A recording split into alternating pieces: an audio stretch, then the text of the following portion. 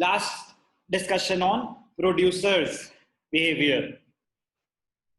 क्या करेंगे आज हम? Concept of revenue. ध्यान से देखना, एक जल्दी से आपको रिवाइज कराता हूं। प्रोड्यूसर्स बिहेवियर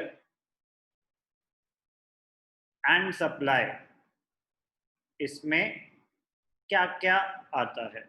इसमें क्या क्या आता है? प्रोड्यूसर्स बिहेवियर एंड सप्लाई, इसको यूनिट 3 भी बोलते हैं। क्या बोलते हैं इसको? Unit 3 of micro economics. इसके अंदर क्या क्या आता है?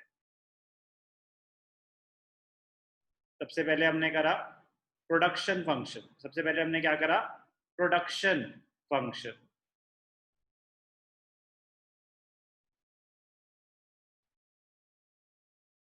इसमें हमने सीखा था law of variable proportion, most important चीज वही थी। फिर नेक्स्ट आता है theory of cost.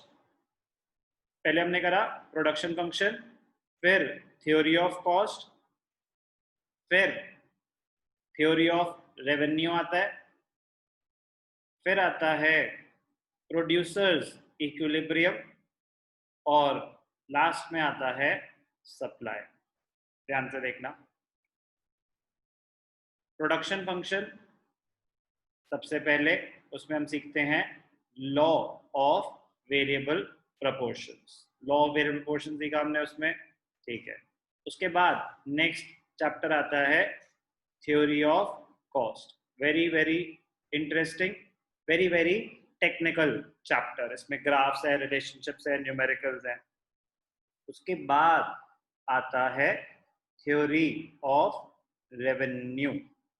Theory of cost अलग चैप्टर है, concept of cost, concept of revenue, उसको एक ही बात है, theory of cost, theory of revenue.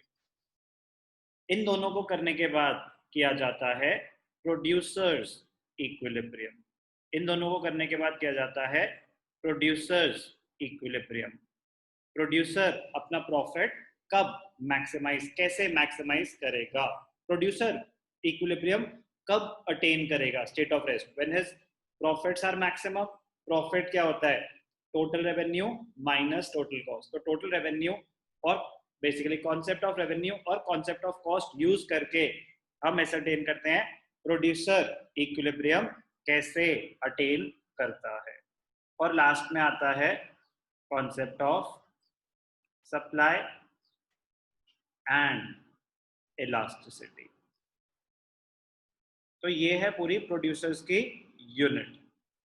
Production function law of variable proportion से रिलेटेड है, शॉर्ट रन हमारे कोर्स में है सिर्फ। थ्योरी ऑफ कॉस्ट में relationships, numericals. Theory of revenue में भी हम सीखेंगे क्या होता है। प्रोड्यूसर्स इक्विलिब्रियम रेवेन्यू और कॉस्ट के बाद किया जाता है। और एक चैप्टर है supply and elasticity, very similar to demand and elasticity of demand. But ये जो चैप्टर है थ्योरी ऑफ रेवेन्यू, ये हमेशा फॉर्म्स ऑफ मार्केट करने के बाद ही करना चाहिए, क्योंकि आपका रेवेन्यू किस चीज पे डिपेंड करता है? आप किस प्राइस पे अपना सामान बेच रहे हो। आप किस प्राइस पे अपना सामान बेच पाओगे, वो उस चीज पे डिपेंड करता है कि आप किस मार्केट में ऑपरेट कर रहे हो। आप परफेक्ट कंपटीशन में हो या इम्परफेक्ट कंपटीशन में हो। कुछ लोग डायरेक्टली कॉन्सेप्ट ऑफ रेवेन्यू करा देते हैं बिना डिटेल में एक्सप्लेन करें कि परफेक्ट कंपटीशन और इम्परफेक्ट कंपटीशन में क्या फर्क होता है। तो वहां कहीं ना कहीं अंडरस्टैंडिंग में गैप आ जाता है। अगर आप फॉर्म्स ऑफ मार्केट कर चुके हैं, परफेक्ट और इम्परफेक्ट कंपटीशन, उसके बाद जब आप कॉन्सेप्ट ऑफ रेवेन्यू करेंगे तो अंडरस्टैंडिंग कहीं ज्यादा क्लियर होगी, इजी होगा आपके लिए चैप्टर करना, कॉन्सेप्ट को समझना। इस साल जब आपके एग्जाम्स हो रहे हैं ड्यू टू कोविड-19, आपके कोर्स से प्रोड्यूसर्स इक्विलिब्रियम इस साल डिलीट हो गया है।